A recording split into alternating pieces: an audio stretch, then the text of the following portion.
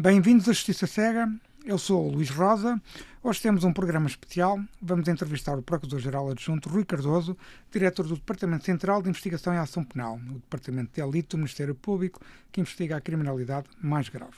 Comigo está o João Godinho, redator do Observador, que acompanha a área da Justiça. E vamos conversar com o Rui Cardoso sobre o relatório de inspeção do Ministério Público sobre o TCIAP, a subida do número de inquéritos de corrupção e de branqueamento de capitais, a reforma penal e também a Operação Marquês e a Operação Influencer. Bem-vindo, Rui Cardoso. Muito obrigado. O relatório de inspeção do TCIAP, ou ao TCIAP, desculpa, o relatório de inspeção ao TCIAP, que abrangeu os anos de 2022, 2023 e até outubro de 2024, fez um retrato bastante crítico do funcionamento do Departamento de Elite de Investigação do Ministério Público. É verdade que apontou falta de meios humanos e materiais, mas também constatou que há problemas de gestão, nomeadamente a ausência de critérios objetivos e formais para a instauração dos inquéritos, distribuição desequilibrada dos inquéritos e processos com mais de uma década de investigação. Já disse publicamente que o panorama atual não é assim. Pergunto-lhe, o que já conseguiu mudar? O relatório, retratando a inspeção que foi feita a esse período, é um período que antecede a minha entrada em funções. Eu não estou, de modo algum, a eximir-me de responsabilidade, não é isso que está em causa, a responsabilidade é do Ministério Público. E eu, enquanto magistrado do Ministério Público, dou a cara também, quanto a este departamento, pelo Ministério Público. O relatório retrata, evidentemente, de forma precisa, muitos dos problemas que o departamento tinha naquela altura. São problemas, alguns com causa interna, outros com causa externa, ou seja, como sabem, nos processos de inquérito, por regra, o Ministério Público está dependente de outras entidades que o coadjuvam, como os órgãos de polícia criminal. Normalmente, nestes processos, a Polícia Judiciária, mas não só, está dependente de outras entidades para efeitos de perícia, está dependente de entidades estrangeiras na cooperação judiciária internacional em matéria penal, que é, nestes processos, muito, muito frequente. E tudo isso contribui também para a morosidade, ao fim e ao cabo. Tudo isso é causa de alguns dos problemas que estão. Outros problemas tinham causas internas. Aquilo que, nesta altura, posso dizer é que logo, quando iniciei funções, me apercebi de algumas necessidades de reorganização, me apercebi de alguns problemas que foram, muitos deles até, superados ainda antes da conclusão da inspeção. Pode-me só dar um exemplo? Questões de organização interna das unidades de apoio, que o TCIAP tem várias unidades de apoio que me parecia que não estavam bem otimizadas. A sua organização não era a mais eficiente. Os procedimentos em matéria de branqueamento de capitais, que poderemos falar. Vamos já falar sobre isso. A reorganização do TCIAP em matéria de cooperação judiciária internacional, naquilo que nos é requerido, que é muito, nas regras para a decisão sobre perícias económico-financeiras. Foram muitos aspectos que foram evidenciados e que foram corrigidos nas diferentes áreas de atuação do TCIAP, que são, por um lado, a coordenação de outras investigações que estão noutros departamentos do Ministério Público, uma matéria em que muito foi feito de imediato. Creio que hoje, mérito de várias pessoas, não essencialmente meu até, o TCIAP funciona muito melhor nesse aspecto, apoiando as diferentes investigações que estão em diferentes pontos do país, também económico-financeira, grave, violenta. Tem funções de coordenação também. Nesse aspecto de coordenação, houve grande evolução imediata. Também nas funções de prevenção, onde tem um grande destaque a prevenção do branqueamento, apesar da prevenção do branqueamento e do financiamento do terrorismo ser, neste momento, um dos grandes desafios que o TCIAP enfrenta. Poderemos falar sobre isso. E depois também na própria investigação criminal. E pegando nesse aspecto do branqueamento, independente das mudanças que já foram efetuadas e que está a descrever, como é que se explica, por exemplo, um caso que foi identificado neste relatório, que é o do Procurador Rosário Teixeira, que é coordenador da 6ª secção, especializada no combate ao branqueamento, tenha chegado a acumular 114 inquéritos, que eram quase metade do que existia naquela secção e quase tantos como os outros procuradores. Essa secção tem os crimes de branqueamento em que não está identificado ainda, no momento da abertura do inquérito, o crime que o antecedeu, que gerou as vantagens que são branqueadas. É ele que coordena também, essa secção que coordena toda a atividade de prevenção do branqueamento, embora desde há muito tempo, e talvez não sei durante quanto mais, depois sejam todos os magistrados do departamento que entram nos turnos de prevenção do branqueamento. Essa concentração de processos não é porque não trabalho, de modo algum, que trabalha se calhar mais de qualquer um naquele departamento, não é por isso, não é por não acabar processos porque os acaba, é porque muitos deles são complexos e muitos deles há cotitularidade, ou seja, é frequente em algumas secções do DCIAP que o coordenador da secção esteja sempre nas equipas, ou seja, é um processo mais complexo, que tem uma equipa de 3 ou de 4 magistrados, o coordenador está sempre. Claro que depois esses membros das equipas não estão... Os outros coordenadores não acumulam tantos inquéritos como o Rodário Teixeira. Percentualmente, face ao número de processos das secções, acumulam algumas secções também em que o coordenador está em metade dos processos da secção, e eu fiz as contas esta semana. A diferença na 6ª secção, que é a do branqueamento, é que é a secção que tem mais processos. E porquê é que tem mais processos? Porque o número de processos que nós abrimos em consequência da prevenção do branqueamento está a aumentar significativamente. E em consequência das comunicações prévias, que também é esta secção que concentra essas comunicações prévias. As comunicações, ou seja, o turno a essas comunicações é feito por todos os magistrados, com exceção do diretor, do coordenador-geral e dos coordenadores das secções. Mas depois todos os magistrados participam. A questão é que quando há um aumento significativo, muito significativo nos últimos anos sobre isso. Quando se faz uma suspensão da obrigação de operação bancária, a decisão é do Ministério Público, na sequência de uma comunicação, de uma entidade financeira, necessariamente é aberto um inquérito que é levado ao juiz para validação. Esses inquéritos abertos, alguns, os mais complexos, ficam no DCIAP, outros são remetidos aos departamentos do Ministério Público no país todo. Aqueles que ficam no DCIAP são muitos, apesar de não serem todos. E ficam onde? Ficam na 6ª secção. De 24 para 25, 2024 para 2025, houve um aumento desse número de inquéritos resultantes das suspensões de operações bancárias de cerca de 43%, face ao ano anterior. Ou seja, o número das comunicações das entidades obrigadas tem aumentado mais de 30% todos os anos. Gera mais inquéritos que ficam onde? Que ficam na 6ª secção. É por essa razão que nessa secção há muitos processos. Mas neste caso, com o Rosário Teixeira, nós falamos de um procurador que é muito conhecido do público, é um procurador que, entre aspas, mete muitas mãos na massa na investigação, está presente em muitos casos. Faz sentido ter alguém com um perfil tão operacional, se calhar, estar a coordenar a secção também? Faz certamente, porque o conhecimento que esse concreto magistrado tem, ninguém mais tem em Portugal. Ou seja, é um conhecimento tão rico, tão profundo sobre esta matéria que ninguém mais tem em Portugal. Não tenho nenhuma dúvida em dizê-lo. Ou seja, seria um desperdício desse conhecimento que ele o não fizesse. O desafio está em fazê-lo. Seria libertá-lo para funções mais... E fazer... Ele não é um polícia, é um magistrado também. E o conhecimento que ele tem é importante para todos os outros colegas que, ainda que sejam muito experientes e são, não têm esse nível de conhecimento. E o fenómeno do branqueamento, a prevenção do branqueamento é, nesta altura, absolutamente decisiva para o combate que se pretende aos fenómenos criminais que geram vantagens financeiras que devemos fazer nesta altura. O branqueamento é aquilo que nos permite detectar muitos crimes que de outra forma não saberíamos, porque não há, como sabem, naturalmente, nenhum ofendido que se venha queixar. É aquilo que nos permite impedir a inserção na atividade económica lícita das vantagens obtidas com muitos tipos de crime. E isso hoje é imprescindível em Portugal, em qualquer parte do mundo, para que se consiga fazer combate a esse tipo de crime. Por isso a importância é muito grande.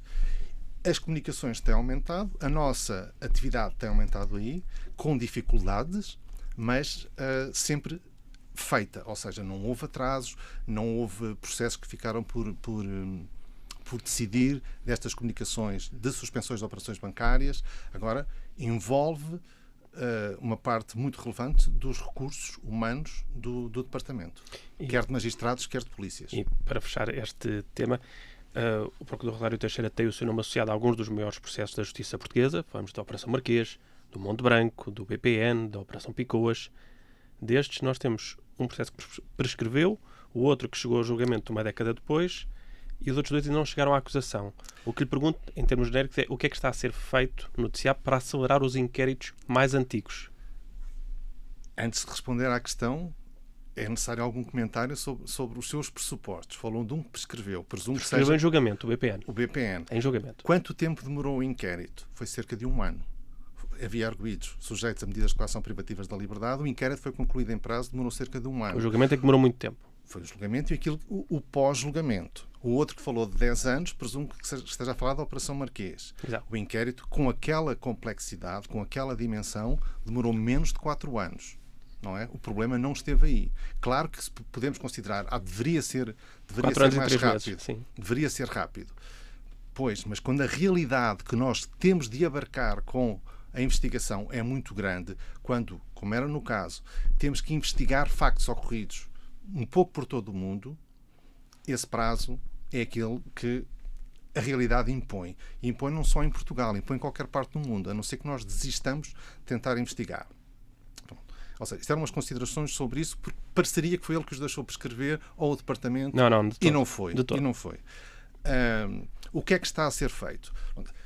Nós, para acelerarmos os processos, temos que perceber as causas. E há, digamos, 3, depois mais uma, grandes causas de morosidade.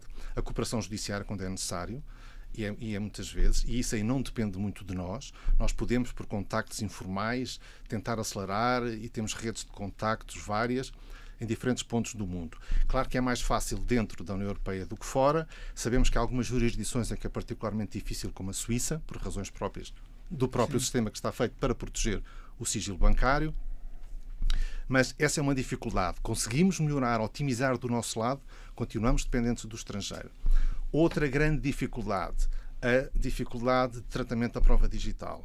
E aí há um conjunto de causas. Por um lado, legais. O que a lei hoje prevê é só por si frequentemente causa de atrasos de anos, que nós, para percorrermos todos os passos e muitas vezes para superarmos as divergências que temos com os juízes quanto à delimitação recíproca das nossas competências. Passam anos até podermos usar a prova.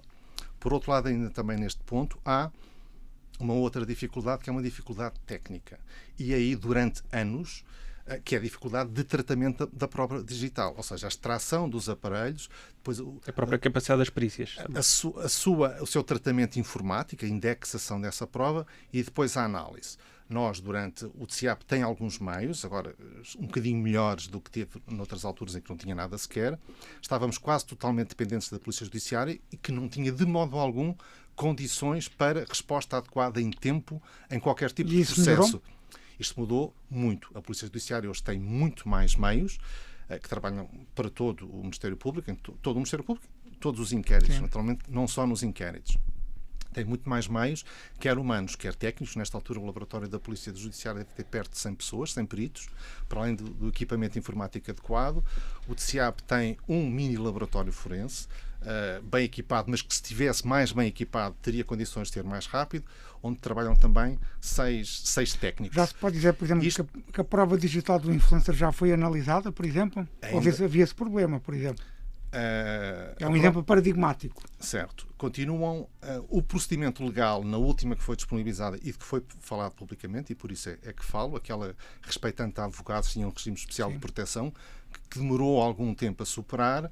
Nesta altura ainda não está acessível ao Ministério Público, porque ainda está dependente creio que será da decisão do juiz para esse efeito. E o problema que nós temos com o quadro legal é que, como não é claro, que gera diferentes interpretações de diferentes juízes, diferentes interpretações de diferentes juízes desembargadores. Deixa-nos numa grande instabilidade e incerteza que potencia, para além da insegurança, potencia o risco de mais tarde poder vir ser invocada qualquer invalidade.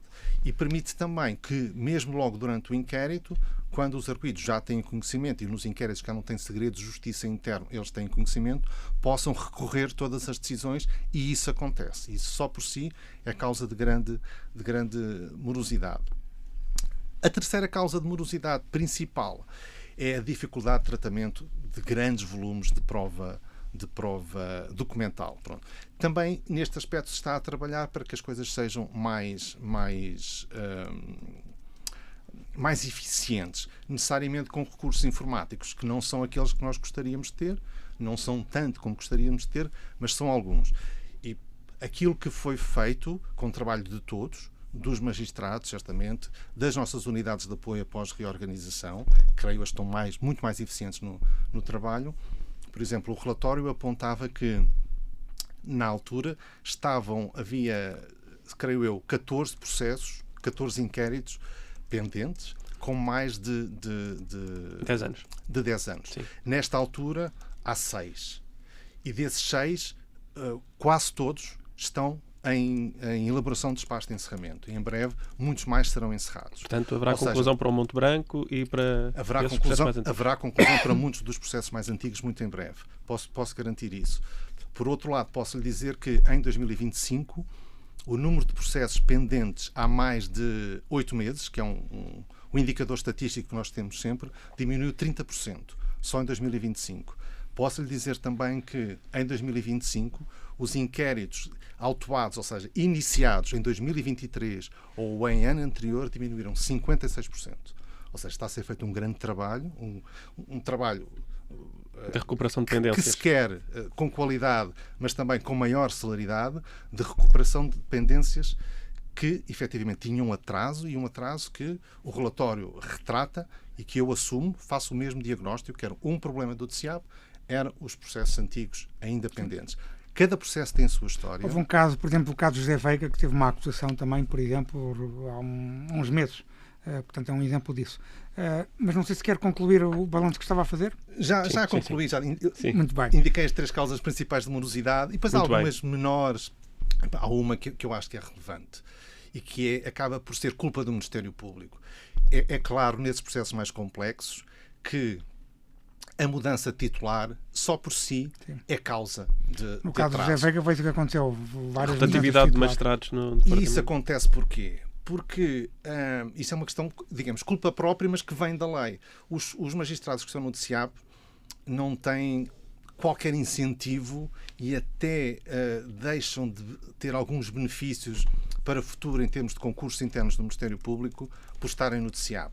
E o que acontece é que muitos que estão sujeitos a uma grande pressão, porque o trabalho é muito complexo, estão sujeitos também à pressão pública, porque hoje é quase inevitável que, quando há referência a um processo, se fale do nome do magistrado e saem do departamento. E essa necessidade de redistribuição só por si é causa de atraso. Percebe? Estamos a entrevistar o Procurador-Geral Adjunto Rui Cardoso, diretor do DCIAP.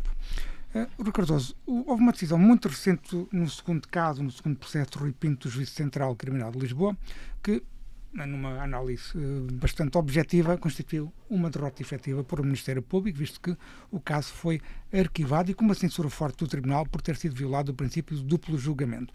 Eu não lhe vou pedir nenhum comentário sobre o caso em si, tem a ver com a decisão e as consequências da decisão tomadas pelo Tribunal. A juíza Tânia Loureiro Gomes, juíza presidente deste coletivo, acabou por censurar na prática o princípio da separação de processos. Ou seja, disse que os arguidos têm direito a uma decisão em prazo razoável e que não podem ser perseguidos penalmente pelo Estado durante anos consecutivos em diferentes processos. Qualquer não jurista, como é o nosso caso, estamos aqui como intérpretes da opinião pública, fizeram a mesma pergunta. Bem, é bom separar processos ou devemos continuar a apostar em megaprocessos? Em que é que ficamos? A pressão pública que tem existido, nomeadamente por parte dos comentadores, de muitos juristas, nos últimos anos, sobre o Ministério Público, é para que não faça grandes processos, faça pequenos processos. Ora, quem determina se os processos são grandes ou pequenos não é, antes de mais, o Ministério Público, é a realidade que se está a investigar. E quando ela é complexa, nós não podemos fechar os olhos a parte, uma parte ou outra parte, temos que olhar para todas, porque, como sabem, a isso estamos legalmente obrigados.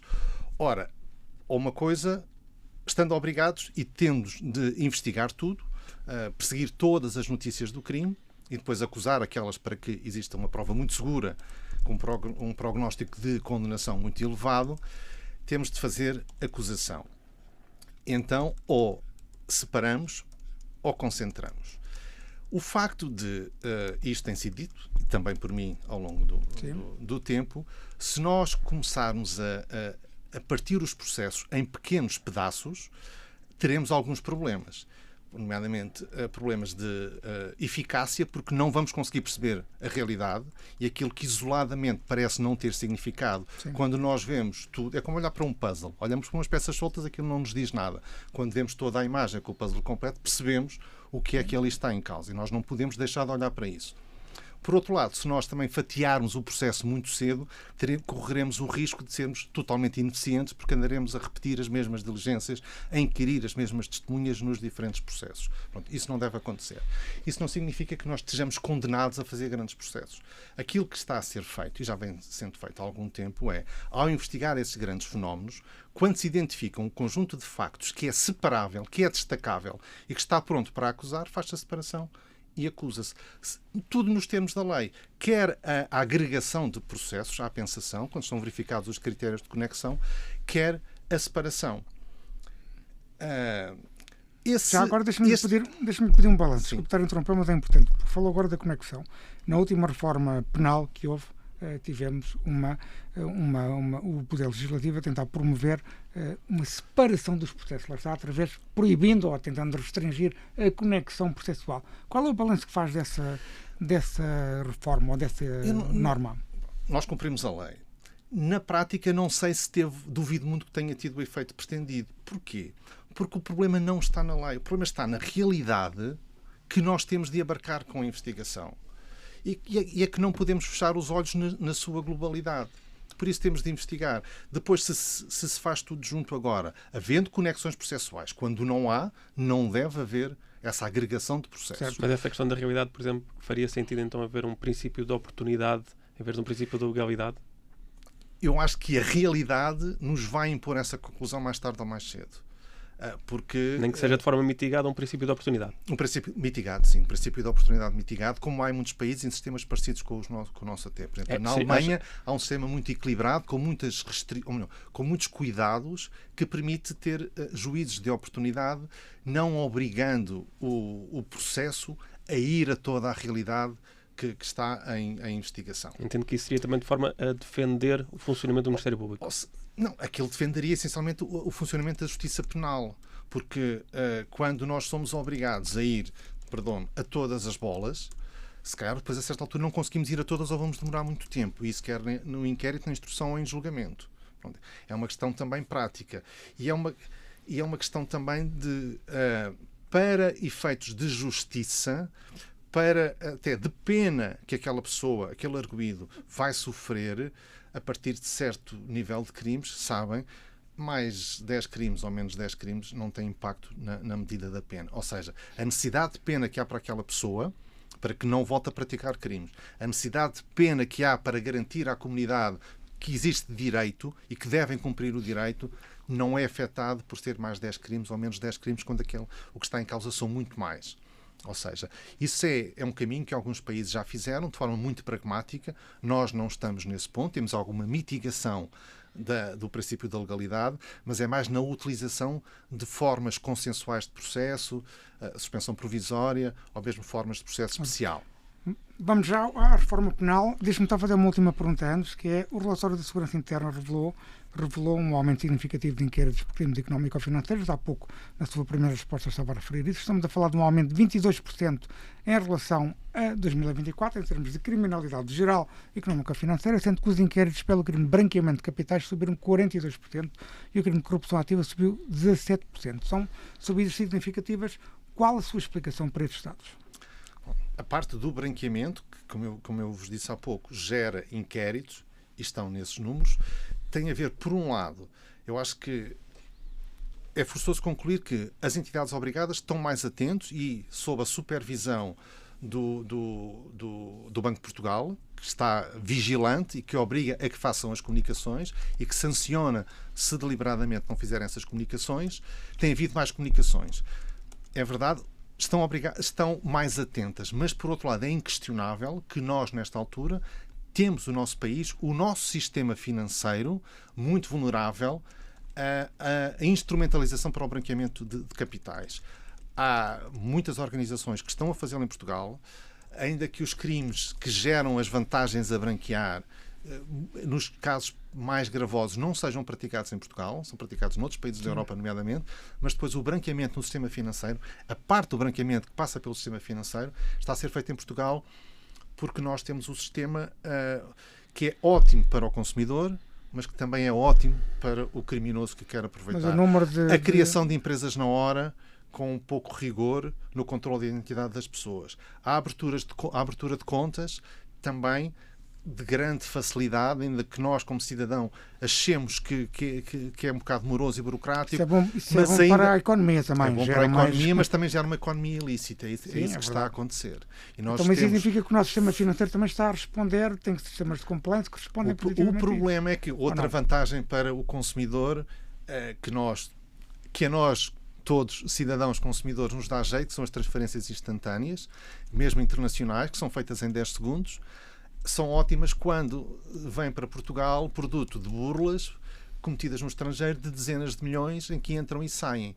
Ou seja, o sistema, depois, por causa disso, cria uma grande dificuldade de tomar conhecimento em tempo da operação de branqueamento. Porque se ela já está executada, quando os departamentos de compliance dos bancos vão atuar, a operação já aconteceu há 2 dias.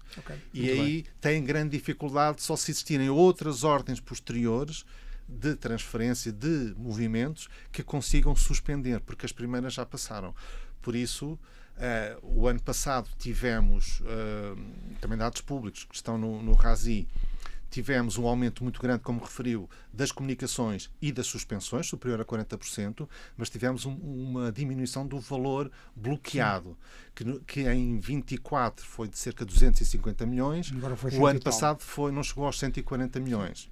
Ou seja, porquê? Porque há mais comunicações, mas a maior parte do dinheiro já passou. Ok. Avançando então agora para as propostas do Grupo de Trabalho do Ministério Público para a Reforma Penal, espera-se que o Grupo de Trabalho, nomeado pelo Governo, apresente uma primeira proposta agora no verão. Já falámos aqui um pouco da prova digital e das coisas que também vão mudar nesse sentido. Outra das propostas prende-se com o tratamento das denúncias. A lei atual não permite já o indeferimento liminar e o arquivamento. E já agora, também aproveitando, desde o caso de Luís Montenegro e de Pedro Nuno Santos, o que mudou em termos de tratamento das denúncias e das respectivas averiguações preventivas? Quanto às denúncias, nada mudou por causa desses casos concretos. O que a lei hoje, a lei vigente, a lei vigente não prevê de forma expressa nada quanto às causas de indeferimento, de não abertura de inquérito nas denúncias. Aquilo que diz é, quando há uma notícia de crime, deve haver inquérito. Isso é algo que deve ser feito com rigor, quem profere a ordem de abertura ou não de abertura de inquérito. O que é feito com um grande rigor noticiar, porque temos condições para isso, porque as decisões são todas de uma pessoa só, que é o diretor, e não são muitas numa semana. É diferente num departamento, num DIAP de Lisboa, quando certamente todos os dias há um magistrado que despachará 20 ou 50 ou mais expedientes para decidir se abre ou não abre inquérito. É a própria natureza das coisas. Aquilo que nós prevemos é clarificar, para além, sendo que não há notícia de crime, não deve haver inquérito, outros casos de rejeição imediata. Dá mais segurança ao denunciante. E prevê, a nossa proposta desse grupo de trabalho, prevê uma coisa que ela hoje não prevê e que há uma dúvida, porque não está no Código de Processo Penal, se isso pode acontecer ou não, que é, sendo rejeitada a abertura de inquérito, é ou não possível ao denunciante reagir a essa decisão. O Estatuto não o prevê.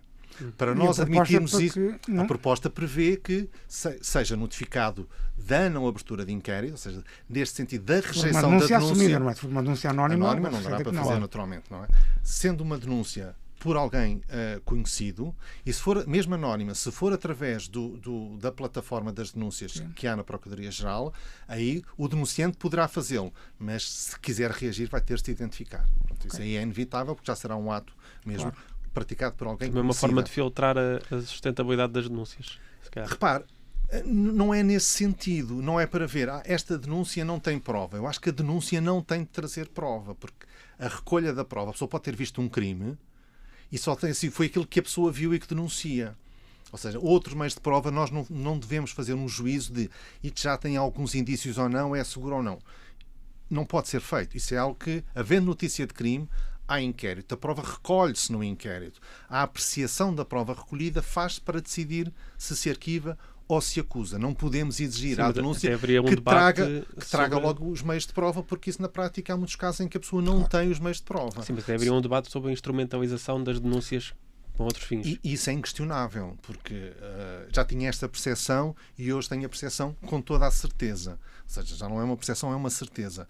Há uma constante, com períodos mais intensos, de acordo com algo que se passa na nossa sociedade, que pode ser um ato político, uma eleição, pode ser a eleição num clube de futebol, pode ser uma outra coisa qualquer social que coloca pessoas com diferentes interesses em disputa, que é a tentativa de instrumentalização do Ministério Público e do processo penal. Denúncias que são feitas, são remetidas para departamentos, em alguns casos através da plataforma de gestão de denúncias, outras por e-mail ou de outra forma, até por escrito, que aparecem, normalmente anónimas, mas nem sempre, e em que ao mesmo tempo é dada essa denúncia a conhecer à comunicação social, que ela entra e uma hora depois está no gabinete de imprensa uma pergunta de um jornalista a dizer confirma a recepção da denúncia, às vezes veio com o número próprio que o sistema informático registra.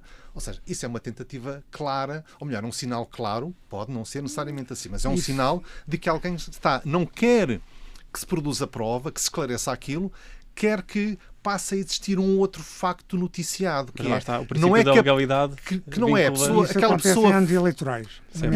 Não só que aquela pessoa fez ou não fez, já não é isso. Pois o facto que a comunicação social noticia, alguma pelo menos, e não quer saber do resto, não é se cometeu ou se não cometeu, aconteceu ou não aconteceu, o facto há um processo. Isso é um facto jornalisticamente relevante. Certo, mas a comunicação social... Nós temos que investigar se é verdade, mas a comunicação social não. tem de distinguir algo que me parece muito claro, que isso é verdade que é um facto, sim. Há um processo, ou às vezes já nem é o processo, foi feita uma denúncia, sim. Foi feita uma denúncia, e outra coisa diferente é o que é que há sobre aquela pessoa. Ou seja, aquilo que aconteceu, que é o objeto do processo, nunca está em segredo. Sim. A pessoa cometeu ou não cometeu, fez ou não fez. Mas também houve mudança de regras sobre, por exemplo, a comunicação sobre averiguações preventivas, deixaram de ser comunicadas. Houve essa mudança. Não, deixaram de ser comunicadas como? Ou seja, a comunicação social. Aquilo que foi decisão da Procuradoria-Geral, em cujo processo emiti a minha opinião, foi por causa deste circunstancialismo, desta evidente tentativa de instrumentalização, aquilo que foi decidido, e meu entender bem, foi deixar de confirmar ou infirmar a recepção de denúncias. Aquilo que nós, Ministério Público, garantimos todas as denúncias que são feitas, tudo aquilo que é noticiado e que nós temos conhecimento, e tendo conhecimento, sendo um crime público, um crime que não depende de queixa, temos a obrigação de abrir inquérito. Ou seja, em todos os casos, nós faremos aquilo que a lei exige que nós façamos. O que não significa que devamos estar a comunicar, a confirmar. Abrimos inquérito, não abrimos inquérito, fizemos ou não fizemos. Mas é um princípio da publicidade, quando as averiguações são concluídas, porque é que neste caso não são divulgadas? Porque, repare, creio que é evidente perceber. Se alguém denunciou e quer informar que denunciou, pode fazê-lo. Se nós queremos manter segredo para ter mais sucesso na investigação, em muitos casos, não todos, o segredo é imprescindível. Desde logo, o segredo sobre se há ou não há inquérito. E é isso que se protege. Nós não temos a obrigação legal ou de outra natureza de estar a fazer informação prematura sobre todos os casos. Isto não significa em que não existam alguns em que nós temos, naturalmente, de confirmar, até para tranquilidade das populações. Muito bem. Vamos mudar de assunto, continuando na reforma penal, parece haver um consenso que eu diria quase unânime para restringir a instrução criminal uma mera avaliação de direito e não de matéria de facto. Já as grandes mudanças que o Grupo do Ministério Público propõe é que tem a ver com o fato de julgamento. Explique-me o que é o acordo sobre os factos e como é que isso poderá promover uma maior celeridade desta fase processual. Isso resulta da constatação que nós temos de que, essencialmente, na criminalidade económica ou financeira, não estamos a falar, embora possamos, de crimes contra as pessoas, como um homicídio ou uma violação, que temos muitos factos que são instrumentais, que devem constar da acusação, que resultam de prova que está no processo, prova documental, prova pericial, e que só por si nada significam sobre a responsabilidade dos arguidos. Ou seja, os arguidos podem concordar assim, quanto a isto, aceitamos que tudo isto tenha acontecido. Agora, esta concordância com este conjunto de factos não significa que eu, arguido, ou outro arguido tenha praticado o crime. Partindo dessa constatação, Sim. e até isto foi algo até discutido com alguns advogados dos mais importantes, mais influentes publicamente em matéria de criminal, consideramos que há a possibilidade de fazer-se no início do julgamento uma espécie de audiência prévia. Pode ser já na audiência de julgamento, para não estar a haver mais um ato só para isto. No início da audiência de julgamento, havendo de acordo quanto a muitos factos, vamos concentrar a produção de prova naquilo que está verdadeiramente em discussão. Isto vai dispensar o tribunal de estar em audiência a analisar os documentos, estar em audiência... Mas na própria contestação à acusação, os arguidos podem dizer aquilo que assumem como sendo... Mas isso não dispensa a produção de prova. Okay. E se isto for feito, por um lado vai tornar as audiências muito mais céleres, focadas naquilo que interessa. Por outro, vai ser muito útil para o tribunal no acórdão, porque os factos acordados, o tribunal fará a fundamentação dizendo os factos tal e tal, enumerando-os todos por acordo. O tribunal terá sempre, como deve ter sempre, a possibilidade de, desconfiando ou ficando com uma dúvida sobre algum facto que não está bem esclarecido ou que entender que deve ser produzida a prova e poderá produzir a prova. A decisão é sempre soberana. É a mesma coisa quando há uma confissão integral e sem reservas, o tribunal, se desconfiar, se há um aspecto que não está claro, pode sempre decidir produzir prova. Muito bem. E nós consideramos que isso pode ter um grande interesse na criminalidade económica ou financeira. Muito bem. Okay. Na fase de recursos, o Ministério Público propõe mudanças relevantes, querem restringir ainda mais os recursos para o Supremo, ou seja, o limite passa de 8 para 12, há também outro limite que passa de 5 para 8, talvez, se a memória não me falha, mas estou a falar só disto que é o principal, que é o de 8 para 12 anos, ou seja, só penas de condenação acima dos 12 anos, ou iguais ou acima dos 12 anos, é que poderão ter recurso para o Supremo. Com algumas exceções que nós introduzimos. Com algumas exceções, que já vai, se quiser, pode também responder sobre isso. Portanto, o incidente de recusa passa a ser devolutivo e defendem o aumento das multas para atos manifestamente delatórios. Eu deduzo que as medidas sejam para reduzir a hiperlitigância que caracteriza a postura processual de alguns arguidos nos processos de crime económico ou financeiro. A minha pergunta só para a introdução deste tema é: concorda com a multa de 10 mil euros que foi aprovada na generalidade no Parlamento e ainda está a ser discutida na especialidade? Nós, nessas matérias todas que referiu, acompanhamos as propostas do Grupo de Trabalho do Conselho Superior da Magistratura que estiveram na origem da proposta de lei que foi agora aprovada na generalidade. Concordamos porque eu fiz parte desse grupo também, era um grupo de juízes, mas que me convidou, eu aceitei com muita honra, fiz parte desse grupo de trabalho. Alguns dos membros do grupo de trabalho do Ministério Público foram ouvidos, como muitas outras pessoas, no âmbito desse grupo, expressaram as suas opiniões. Nós, no essencial, estávamos de acordo. Quanto às recusas, acompanhamos integralmente.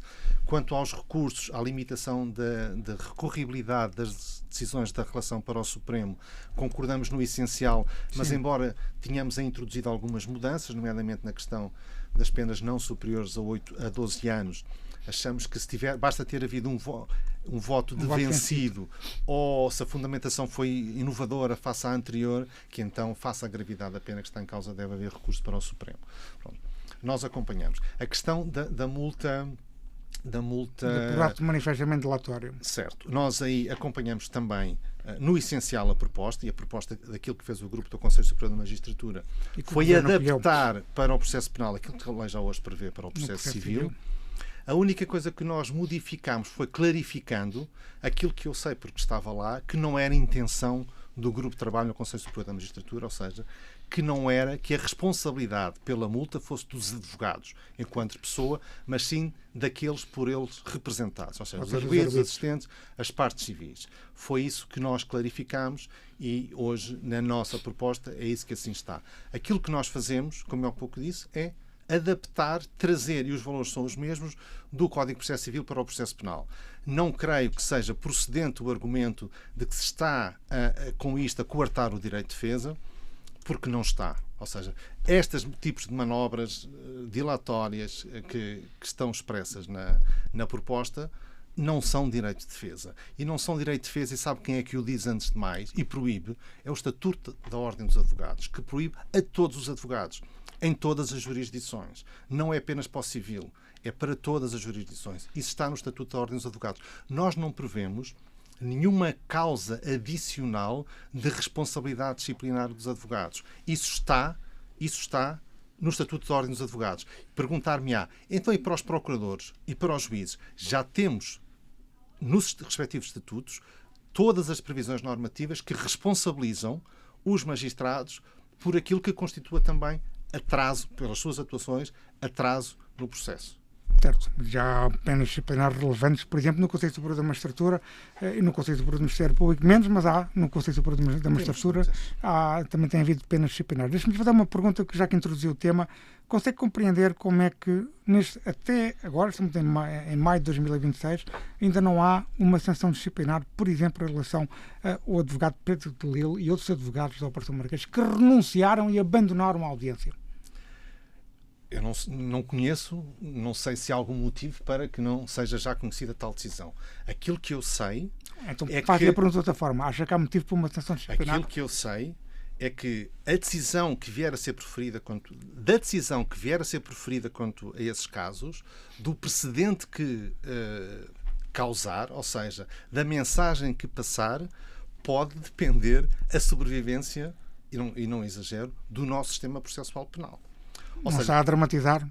Não estou, não. Sabe porquê? Porquê? Porque isso já está a acontecer em muitos processos agora por todo o país. Há vários arguidos que estão a utilizar a mesma estratégia, e é claramente uma estratégia, de fazê-lo em vários processos, em que já há sucessão de advogados em que não cumprem aquilo que a lei impõe. Não é aquilo que eu digo ou que o juiz manda. Então a jurisprudência de Lille já tem um efeito de mimetização. Devem assegurar a representação até ao início das funções do novo representante, do novo mandatário advogado. Se assim não for, não tenho dúvida nenhuma que isto vai acontecer um pouco por todo o país, em quaisquer processos com alguma relevância, e se calhar até sem grande relevância criminal, porque podemos pensar que um ano de prisão é pouco para os outros. Para nós ninguém quer estar um ano na prisão, certamente, não é? E isso vai ser utilizado assim. Ou seja, se isso for possível, se a decisão da ordem dos advogados, naturalmente com toda a legitimidade, não esquecendo que está a exercer um poder público, não é? Não está a exercer algo que não é público, está a exercer um mandato conferido pelo Estado.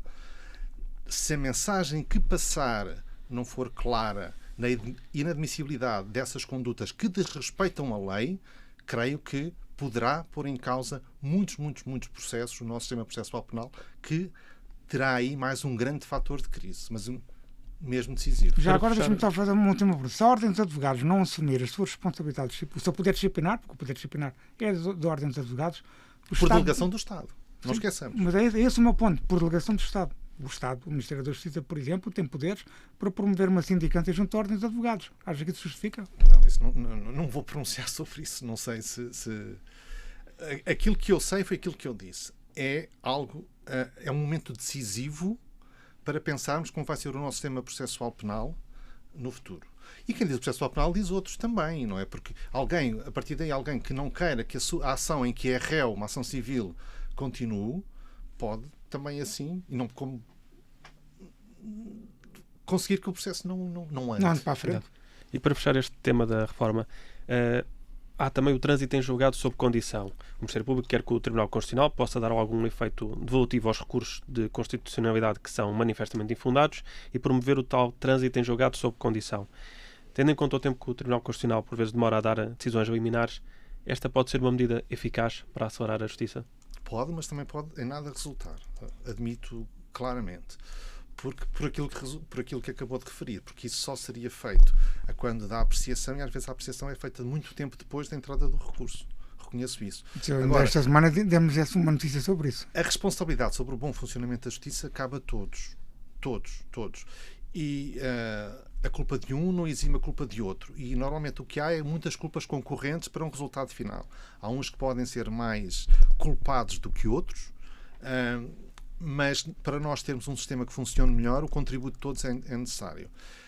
O recurso, a fiscalização concreta da constitucionalidade é muito importante que seja feita por todos os juízes, é muito importante depois, naturalmente, o recurso para o Tribunal Constitucional.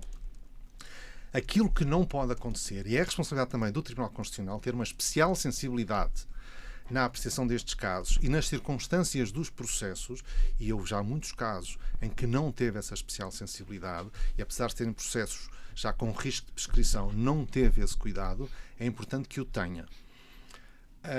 Aquilo que nós propomos é, por um lado, atribuir ao Tribunal Constitucional o poder, mas também o dever de esses recursos, e o Tribunal Constitucional, quando tem um intuito manifestamente dilatório, apenas de protelar a decisão, é muitas vezes evidente, e o Tribunal Constitucional sabe, porque em muitos dos casos, e as percentagens não são com precisão públicas, mas todos nós sabemos que a taxa de sucesso destes recursos de fiscalização concreta deve ser inferior a 5%.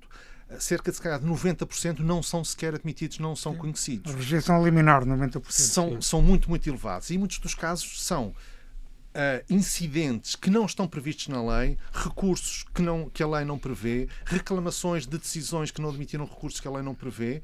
Tudo isto para quê? Para atrasar. E vemos que, infelizmente, muitas vezes com sucesso. O caso do primeiro BPN, que há pouco falaram, quando superado este calvário todo, quando desceu à primeira instância o processo para cumprimento da decisão, para execução das penas, o juiz ou a juíza titular do processo constatou que o procedimento tinha prescrito antes de trânsito em julgado. E é provável que o segundo lhe aconteça a mesma coisa. Isso é algo que nós, cidadãos, nós, país, não podemos admitir, com que não nos podemos resignar. Temos que fazer algo contra isso. Aquilo que nós propomos é que o Tribunal possa ter este poder-dever de, por um lado, dar efeito meramente devolutivo, não suspensivo ao recurso, quando constata que se vem discutir uma questão relativamente à qual o Tribunal Constitucional tem uma jurisprudência pacífica em sentido contrário, é um recurso manifestamente infundado, que não vai ter provimento. Não obstante, se não puder ser rejeitado, damos ao Tribunal, propomos a atribuição ao Tribunal Constitucional deste poder, mas também o que é inovador face à proposta do Grupo de Trabalho do Conselho Superior da Magistratura é que desde logo diga ali esta decisão, se estiver em causa uma decisão final condenatória, o trânsito condicional. Ou seja, está transitado e pode iniciar o cumprimento de pena, comunica à primeira instância que pode dar início ao cumprimento da pena.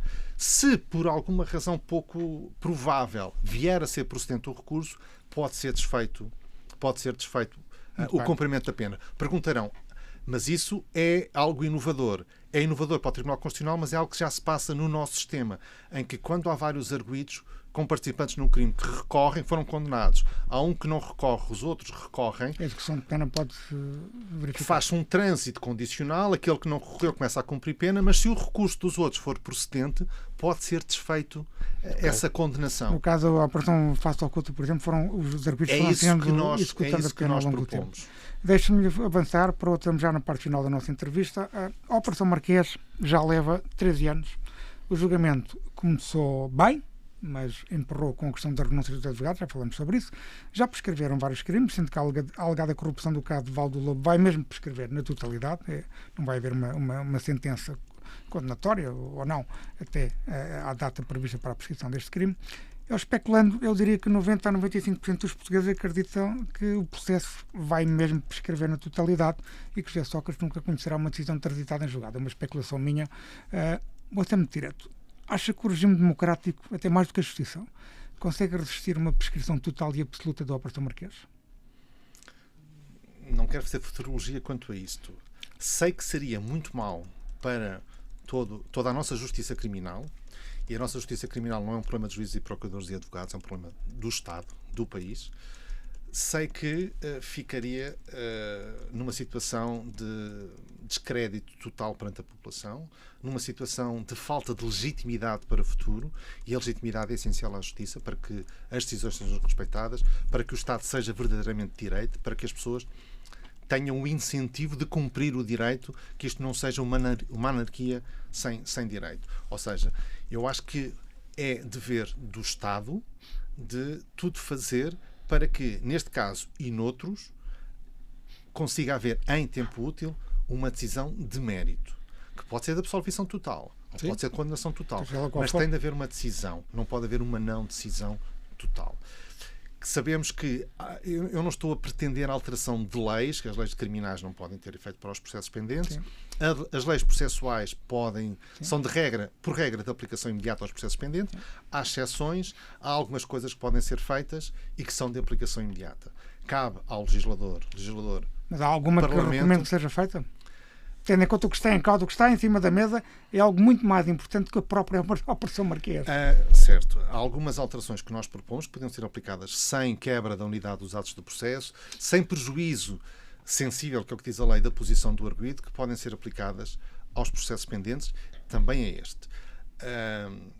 há outras medidas que já não podem ser aplicadas a este processo, que se calhar teremos de olhar para elas para o futuro de outra forma. Há um número crescente de magistrados e de juristas que começam a, perante aquilo que se constata que está a acontecer, dizer que, ou propor que, eventualmente, não possa haver prescrição a partir do início do julgamento.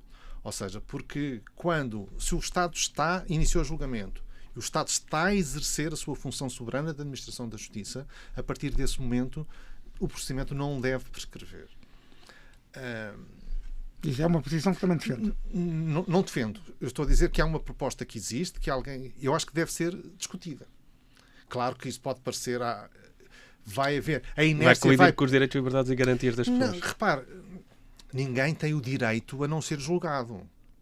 Agora, as pessoas têm o direito de não ser julgadas quando passou tanto tempo sobre o crime que a pena a aplicar já não vai produzir nenhum efeito sobre si, porque já é outra pessoa. Todos nós somos uma pessoa diferente hoje do que éramos há 20 anos.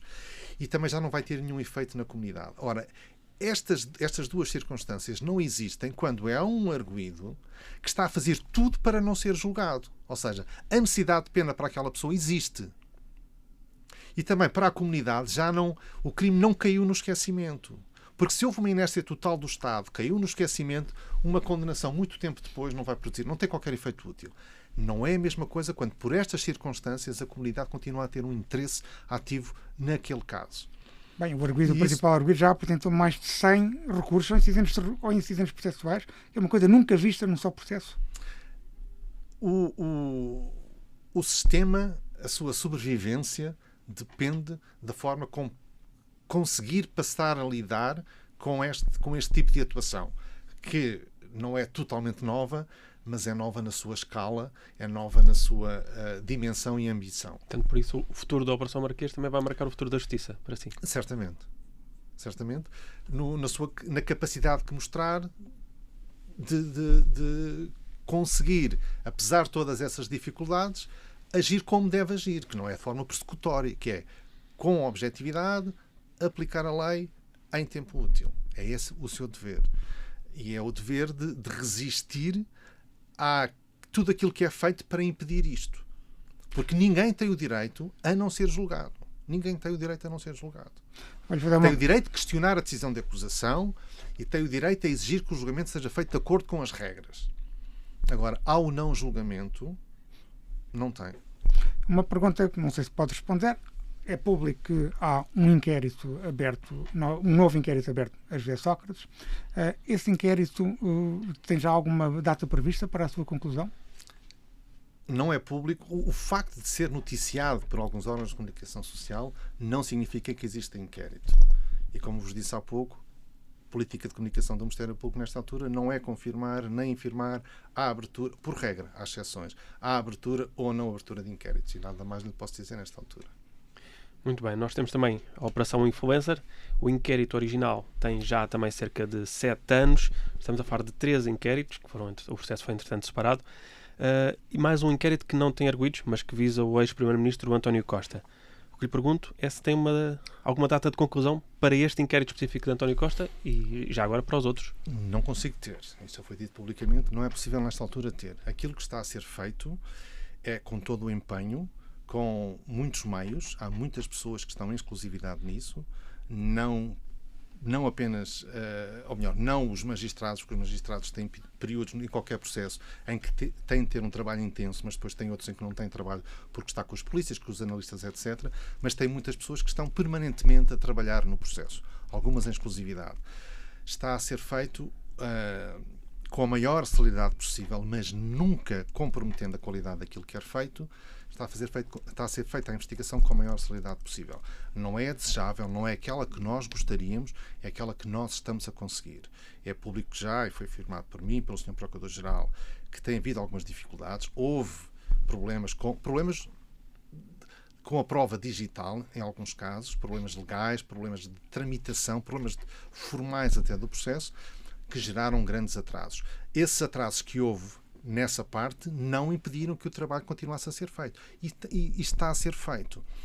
O que parece paradoxal é que muitas vezes é entendido na comunicação social a ausência de conhecimento do funcionamento do processo como processo parado. Não é verdade. O facto de não haver notícias do processo é apenas porque o processo está a correr em sigilo, sem publicidade dos seus atos. O inquérito de António Costa, estamos a falar de 3 inquéritos, que foram já noticiados, e está devidamente confirmado, e depois há um inquérito ao ex-primeiro-ministro António Costa. O inquérito de António Costa só será concluído com a conclusão dos restantes? Ou seja, é obrigatório uma conclusão ao mesmo tempo para todos os inquéritos? Não é. Agora, os inquéritos, apesar de autónomos, têm conexões entre si. Portanto, têm objetos separáveis e foram separados. Esse até por uma razão na altura que eu obrigava, que era pelo estatuto da pessoa denunciada, chamemos-lhe assim denunciada, não arguida, mas denunciada, teve esse circunstancialismo. Em rigor, não estão dependentes. Não estão dependentes esse dos demais. Mas, aplicando a esse caso as mesmas regras que nós aplicamos a todos os processos no país, só será possível fazer uma decisão sobre o inquérito, de arquivamento ou acusação, ou o que seja, quando tiver recolhida a prova que deve ser recolhida. E essa recolha de provas está em curso. Pronto.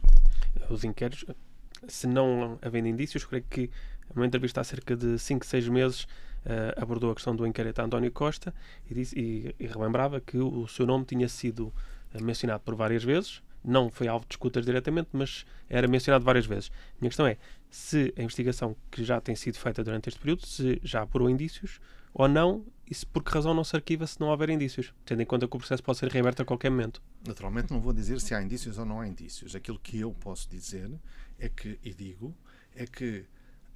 se já estivessem esgotadas todas as diligências possíveis de recolha de prova, uma decisão seria tomada ou de imediato arquivamento se não existissem indícios, ou se existissem indícios suficientes. Seria necessário então constituir essa pessoa ou outra pessoa qualquer como arguido, interrogá-la para que pudesse haver acusação. Se o inquérito ainda está pendente é porque não foram esgotadas todas as diligências, tudo aquilo que é possível fazer para devidamente esclarecer o que está a ser investigado. Portanto, António Costa continua a ser suspeito ao dia de hoje. O estatuto não mudou, ou seja, e só mudará, ou seja, se... É suspeito e visado naquele inquérito, por isso é que ele está aberto. Ou seja, a situação inicial é aquela que se mantém. Não vou dizer, e sublinho isto, não estou a fazer nenhum juízo sobre a prova que foi recolhida, não estou a revelar nada, se há indícios, se não há indícios. Aquilo que eu posso dizer é, não há, nesta altura, não estão esgotadas as diligências de prova que devem ser feitas e que estão a ser feitas. A apreciação da prova que está a ser feita. Se isso sucedesse, já tivesse acontecido, como eu disse, havendo já suspeita fundada da prática de um crime, haveria constituição como arguido de interrogatório, seguindo naturalmente o formalismo que deve ser seguido. Não havendo essa suspeita fundada, haveria um despacho de arquivamento. Nesta altura está a ser recolhida a prova. Não é a situação ideal, nós admitimos isso, não é, passou muito tempo, mas acontece frequentemente em alguns tipos de processos que seja necessário mais tempo do que aquele que é o ideal. Rui Cardoso, muito obrigado por esta entrevista. Obrigado.